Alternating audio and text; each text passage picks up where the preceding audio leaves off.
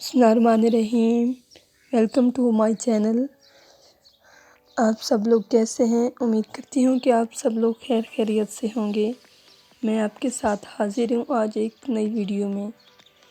جیسا کہ آپ نے تھمبنیل سے یہ جان ہی لیا ہوگا کہ آج کی ویڈیو کا ٹاپک کیا ہے۔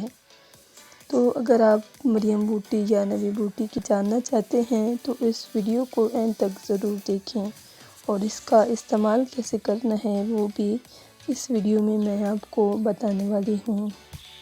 تو یہ ویڈیو بہت ہی معلوماتی ہونے والی ہے، اس ویڈیو کو اینڈ تک لازمی دیکھیے، اس کا ایک سٹیپ بھی مس مت کریں۔ تو چلتے ہیں آج کی اپنی ویڈیو کی جانب۔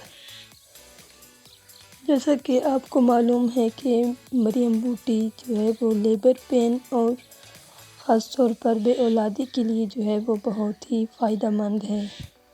اس جڑی بوٹی کا کیا فائدہ ہے وہ میں آپ کو بتاؤں گی۔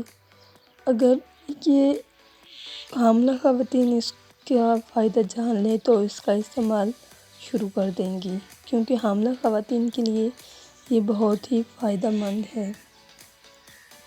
اکثر حاملہ خواتین ہی اس کو دوران حمل استعمال کرتے ہیں۔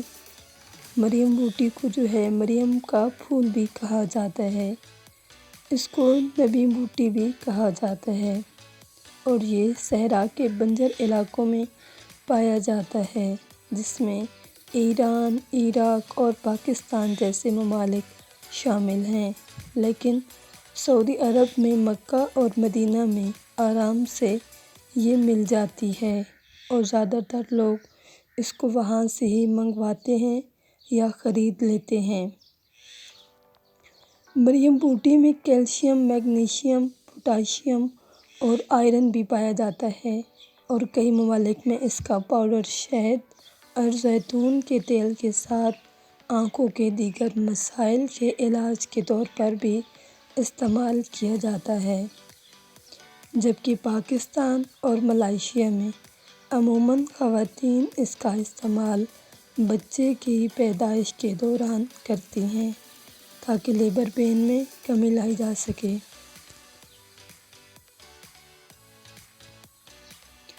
یہ بوٹی زیادہ تر مکہ مدینہ میں خواتین، جو سوڈانی خواتین ہوتی ہیں، وہ بیچتی ہوئی نظر آتی ہیں، اور وہ ہاتھ کے اشارے سے یہ بھی بتاتی ہیں کہ آپ اس کا استعمال کر کے اولاد جیسی نعمت کو حاصل کر سکتے ہیں۔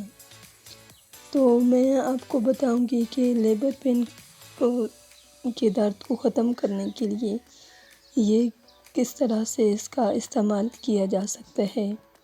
مریم بوٹی لیبر کے درد کو کم کرنے کے ساتھ نارمل ڈیلیوری کے چانسز بھی بڑھاتی ہے۔ اس کو استعمال کرنے کا طریقہ نہایت آسان ہے۔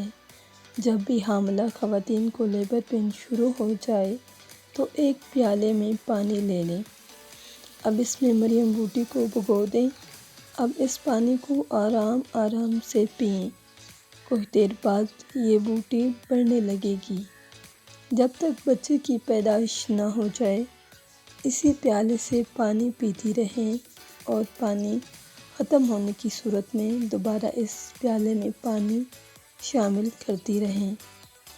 بچے کی پیدائش کے بعد جو پانی بچ جائے اس کو پودوں میں ڈال دیں، اور اس بوٹی کو خشک کر کے دوبارہ استعمال کے لیے سنبھال کر رکھ لیں، کیونکہ پاکستان میں تو یہ بوٹی بہت مشکل سے ہی ملتی ہے، تو دوسرے ممالک سے منگوانا بار بار آسان نہیں ہوتا، تو اس وجہ سے اس بوٹی کو ایک بار استعمال کرنے کے بعد خشک کر کے اس کو دوبارہ آپ استعمال کر سکتی ہیں۔